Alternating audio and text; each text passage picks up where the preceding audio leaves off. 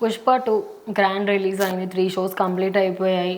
So ఇప్పుడున్న టాక్ని బట్టి చూస్తే మిక్స్డ్ టాక్ కనిపిస్తుంది. మరి ఆ టాక్ని బట్టి చూసుకుంటే సినిమా లాంగ్ రన్ ఉంటుందా, హిట్టా ఫ్లాపా అనేది మనం చెప్పగలుగుతామా? అంటే బేసిక్గా మన తెలుగు ఆడియన్స్ అయితే హిందీ ఆడియన్స్ కానీ పుష్ప అనే క్యారెక్టర్ కనెక్ట్ అయిపోయారు అనమాట. అంటే ఈరోజు సినిమా చూస్తే ఇది కొత్తగా ఉందా సినిమా అనేలాగా ఎక్కడ అనిపించాల. అంటే దాన్ని మనం ఆల్రెడీ పుష్ప కనెక్ట్ అయిపోయాం కాబట్టి, సో ఆల్రెడీ మనం పుష్ప క్యారెక్టర్ తెలుసు కాబట్టి అది ఆల్రెడీ తెలిసిన స్టోరీ, మనకు జరిగిన స్టోరీ తెలుస్తుందిరా అన్నట్టుగా ఉందన్నమాట. ఎందుకంటే పుష్ప ఎక్కడ తగ్గడు.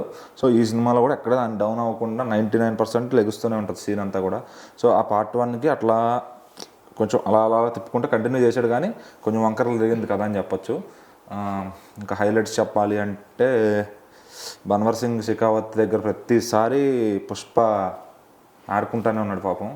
అంటే ఎక్కడ అంటే బన్వర్ సింగ్ షెకావత్ అంటే గెలుస్తున్నాడు రా బన్వర్ సింగ్ షెకావత్ అనుకునే లోపు ఈయన కామెడీ చేసేస్తాడు అతన్ని. సో అట్లా టామ్ అండ్ జెర్రీ రేస్ లాగా జరిగిందని చెప్పచ్చు. సో ఇంకా పుష్ప గాడి రూల్ అని అక్కడ స్టార్ట్ అవుతుంది. ఫస్ట్ థాయిలాండ్లో స్టోరీ స్టార్ట్ అవుతుంది, ఎదిగినాక అంటే ఎట్లా ఉన్నాడు ఏంటని. తర్వాత వాళ్ళ ఊర్లో పోలీసులు అందరినీ భయపెట్టే సీన్ ఒకటి. అంటే పుష్ప గడ్ రూలు అని చెప్పి మనం టీజర్లో చూసాం, ఫస్ట్ టీజర్లో కాలు మీద కాలు వేసుకుని స్టేషన్లో కూర్చుంటాడు అన్నమాట. అక్కడ ఏంటంటే వాళ్ళ మనిషిని ఒకరిని అరెస్ట్ చేసినప్పుడు తన దమ్ ఏంటనేది చూపిస్తాడు, వాళ్ళకి పోలీసులకు ధమ్కి ఇస్తాడు.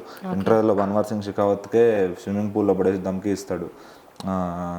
ఇంకా జాతర ఎపిసోడ్ కానీ మొత్తం ఓవరాల్గా out and out commercial package ఉంది సినిమా అంతా. సాంగ్స్ కానీ అంటే 3 గంటల 20 నిమిషాలు కొంచెం తగ్గించుంటే బాగుండు అనిపించింది. సో సినిమా అంటే బాగుండేది ఇంకా బాగా తగ్గించుంటే. సో ఆ ల్యాగ్ వల్ల ఈ సీన్ అవసరమా అనిపించింది కొన్ని. అంటే ఆయన డైరెక్టర్ గారు నాస్టాలజీ చూపించుకోవడానికి ఈ సీన్లు రాశారేమో, లేదా హీరో గారు అడిగి పెట్టించుకున్నారు అన్నట్టు కొన్ని సీన్లు అవసరం లేదు. ఒక పావు గంట 20 నిమిషాలు ట్రిమ్ చేస్తే ఆ 3 గంటల సినిమా సరిపోద్ది మెయిన్ కథకి. సో అది ఇంకా క్రిస్ప్గా వచ్చేది ఆ కట్స్ చేసి ఉంటే. మరి ఎందుకు ఇంకా ఆల్రెడీ తీసేశారు కాబట్టి కంటెంట్ వేస్ట్ అవుతుందని పెట్టారేమో కానీ. సో అవి ఆ చిన్న కట్స్ చేసి ఉంటే కనుక ఎక్సలెంట్గా ఉండేది.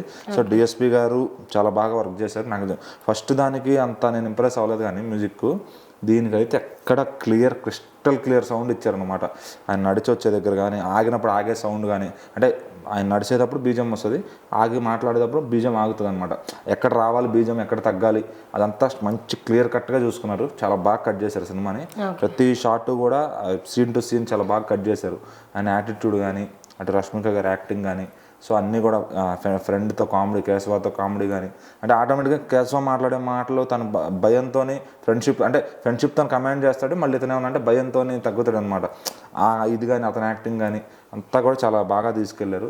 సో దాన్ని ఏమంటారంటే ఆ కొన్ని మెలకలు వరస్ట్గా తిరగకపోతే స్ట్రైట్ మూవీ అయితే బాగుండేది. ఇంకా అంటే అడిషనల్గా యాడ్ చేసిన ఎడిషన్స్ లేకపోతే బాగుండేది, సైడ్ ట్రాక్ వెళ్ళకుండా కదా. సో అట్లా ఇంకా మంచి వింటేజ్ ఫీల్ వచ్చింది. పార్ట్ 3 కూడా ఉందని రివీల్ చేశారని తెలుస్తుంది. పార్ట్ 3 ర్యాంపేజ్ ఉంది కదా మరి. సో అదైతే అవసరం లేదు అనిపించింది నాకైతే. ముగిచ్చేయచ్చు సినిమాని, ఫస్ట్ది కూడా అంతే ముగిచ్చేయచ్చు, మళ్ళీ ఇక్కడ కూడా ముగిచ్చేయచ్చు. కానీ ఇంకా ఏదో ఇండియా వైడ్గా ఆడితే నెక్స్ట్ దాని మీద కూడా క్యాష్ చేసుకోవచ్చు అని ప్రయత్నంతో నిర్మాతలు ప్లాన్ చేసి ఉంటారు. సో మరి దీనికోసం అయితే ఇంకో 3 ఏళ్ళు అల్లు అర్జున్ గారు డెడికేట్ చేస్తే కనుక టైం వేస్ట్ అయిపోయినట్టే. ఓకే.